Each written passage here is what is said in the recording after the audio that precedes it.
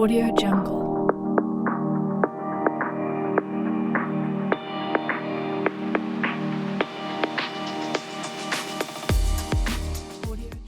Sébastien Bouchain-Dôme, bonjour.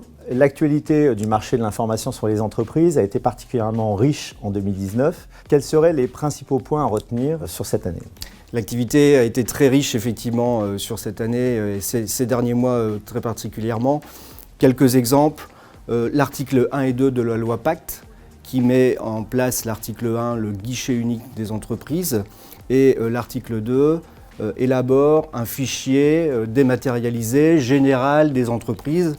Bon, en réalité, ce n'est pas un fichier qu'il existera ensuite au niveau réglementaire, puisque l'INSEE va garder son fichier, puisque les 134 greffes des tribunaux de commerce vont aussi garder leur propre fichier RCS, Registre du commerce et des sociétés, et parce que les associations ne seront pas incluses dans ce fichier dématérialisé. Quoi qu'il en soit, notre souci et notre priorité est que l'organisme qui va gérer ce fichier dématérialisé soit un organisme responsabilisé par l'État avec une gouvernance neutre et impartiale, parce qu'il est important qu'il n'y ait pas de discrimination pour l'accès des données financières des entreprises. Deuxième exemple, les modalités de publication et de dépôt des comptes des entreprises. Tout ça a été revu ces derniers mois par le gouvernement. Finalement, avec une volonté de mettre en place une simplification, on est plutôt sur un système qui s'est complexifié, avec 3 typologies d'entreprises, des micro-entreprises, des petites entreprises et des moyennes entreprises.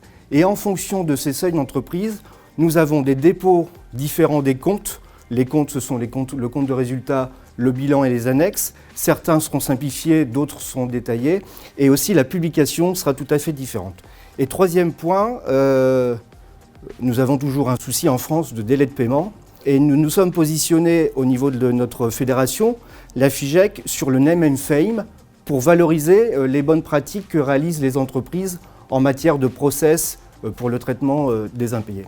Des assises des délais de paiement prévues en 2020 à Paris, mais aussi en région.